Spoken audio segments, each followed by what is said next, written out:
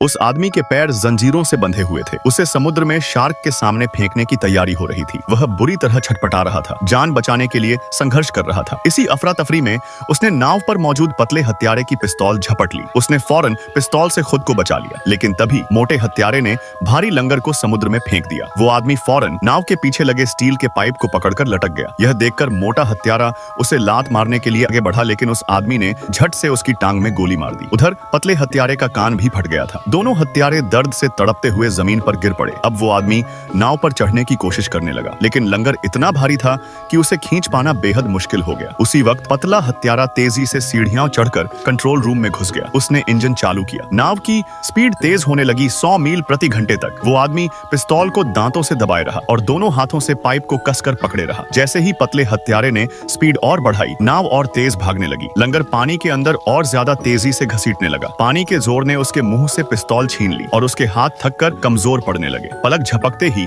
वह भारी लंगर की वजह से सतह से नीचे खींचा चला गया। वो पूरी तरह से पानी में गुम हो गया। उसने जोर जोर से जंजीरों को हिलाया, पैरों को छुड़ाने की कोशिश की, लेकिन कोई फायदा नहीं हुआ। वह निराश होने ही वाला था, तभी उसे कुछ याद आया। उसने चारों तरफ देखा। शुक्र था कि पानी अब भी साफ था। उसे वही पिस्तौल दिखाई दी जो पहले गिर गई थी। वो ज्यादा दूर नहीं थी। उसने लंगर को थोड़ा खींचा और पूरी ताकत से पिस्तौल की तरफ पैर से लात मारी। लंगर भारी था, लेकिन पानी की ताकत ने उसे पिस्तौल के और करीब पहुंचा दिया। इस सब में उसकी ऑक्सीजन तेजी से खत्म हो रही थी, लेकिन आखिरकार पिस्तौल उसकी पकड़ में आ गई। उसने बंदूक को जंजीर पर तान दिया और ट्रिगर दबा दिया। खुशकिस्मती से बंदूक पानी में भी चल गई, जंजीर टूट गई और वो आजाद हो गया। डूबने से ठीक पहले वह फिर से सतह पर ऊपर आ गया, लेकिन अब वह पूरी तरह थक चुका था और समुद्र के बीचों बीच अकेला था। तभी उसे पास में एक फोम का डिब्बा तैरता हुआ दिखा। उसने आखिरी ताकत लगाकर उस डिब्बे तक तैरकर पहुंचा। वो डिब्बा पकड़कर पूरे दिन पानी में तैरता रहा। जब वह लगभग उम्मीद छोड़ ही चुका था, तभी उसके पीछे एक तेज रफ्तार नाव आ गई। उसमें कुछ युवा मस्ती करने निकले थे। उस आदमी ने उन्हें इशारा किया कि वह प्यास से मर रहा है। उनमें से एक ने